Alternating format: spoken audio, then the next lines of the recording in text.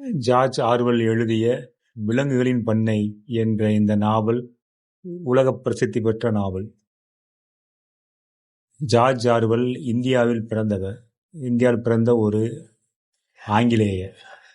இவர் மிருகங்களை கதாநாயகராக வைத்து இந்த நாவலை எழுதியுள்ளார். இது நமக்கு இந்திய மரபில் இது ஒன்றும் புதுதில்லை. நமக்கு ஏற்கனவே நம் பஞ்சதந்திர கதைகளை கேள்விப்பட்டிருப்போம். அப்பவே நம்ம வெகு காலத்துக்கு முன்பே நாம் மிருகங்களை கதாநாயகராக பார்த்துவிட்டோம். இருந்தாலும் இந்த கதையில் மிருகங்கள் எப்படி மனிதனை எதிர்த்து பின்னர் மனிதனாகவே மாறுகின்றன என்பதே இந்த கதை. இந்த கதை பல லட்சம் பிரதிகள் விற்பனையானது. 30 மொழிகளுக்கு மேல் மொழிபெயர்க்கப்பட்ட இந்த நாவல் உலக பிரசித்தி பெற்ற நாவல்களில் ஒன்றாக இன்று வரை திகழ்கிறது. சில பன்றிகளும் குதிரைகளும் நாய்களும் சேர்ந்து ஒரு பண்ணையில் அந்த பண்ணைய மனிதர்களை விரட்டிவிட்டு தாங்கள் தலைமை பொறுப்பேற்கின்றன.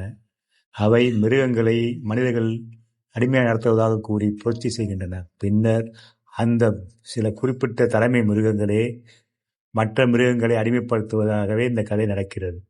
இந்த கதை உண்மையில் ஒரு உருவகமாக சொல்லப்பட்ட மனிதர்களின் கதைதான் இது.